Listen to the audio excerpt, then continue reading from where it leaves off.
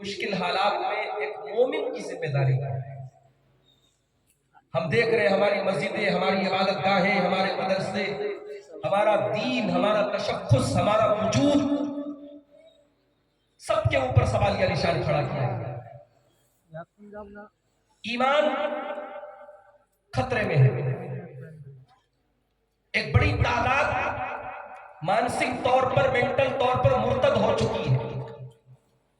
ایک بڑی تعداد کو بس دھکا دینے کی ضرورت ہے، کسی لالچ اور کسی ڈر اور خوف کی وجہ سے اسے اس کے دین اور ایمان پر حملہ کیا جا سکتا ہے۔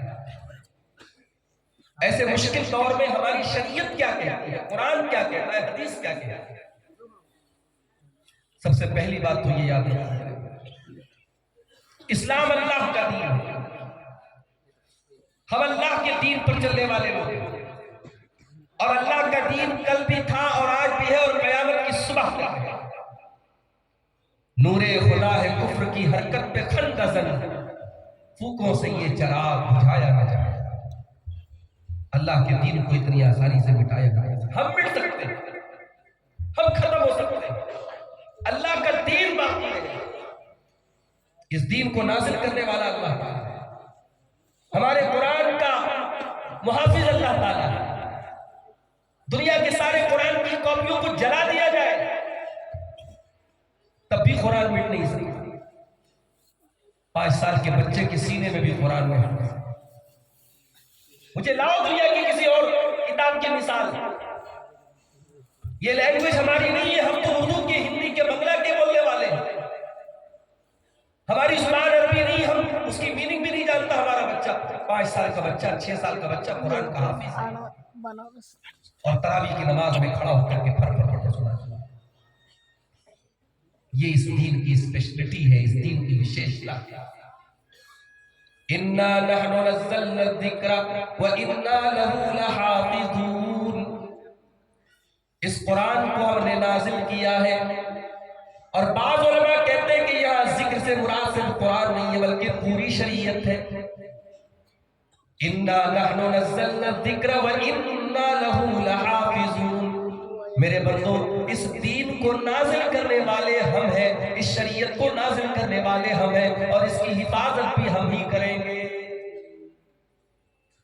آج ایک مسجد کا معاملہ ہے، اللہ کی قسم روئے زمین کی ساری مسجدیں اگر بند کر دی جائیں، ساری مسجدوں پہ تالے لگا دیے جائیں، ساری مسجدوں کو مسمار کر دیا جائے، ساری مسجدوں کو زمینبوس کر دیا جائے، تب بھی مسلمان نماز پڑھتا رہے گا، اللہ اکبر کرتا رہے گا اور سجدہ کرتا رہے گا۔ اس لیے کہ اللہ کے نبی فرماتے،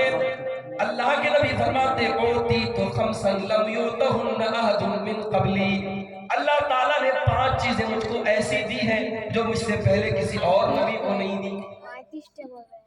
نمبر 1، اوتیت جوامع الکلم، اللہ تعالیٰ نے مجھ کو جوامع الکلم عطا فرمایا ہے۔ اللہ کے پیارے نبی کی زبان سے چھوٹے چھوٹے الفاظ نکلتے تھے، مگر ان کے اندر معنی کا ایک پورا سمندر ہوا کرتا تھا۔ ایک بہت بڑی بات کو بڑے چھوٹے سے شبدوں میں اور چھوٹے سے لفظوں میں اللہ کے پیارے نبی ڈال کر کے پیش کر دیا کرتے تھے۔ اس کے بعد آپ نے فرمایا، اوتیت جوامع الکلم، سب سے پہلی چیز تو یہ کہ مجھ کو جوامع الکلم دیے گئے، وَنُصِرْتُ بِالرُّعْبِ، اور میرا رعب و دبدبہ میرے دشمن کے دل میں اللہ نے ڈال دیا ہے۔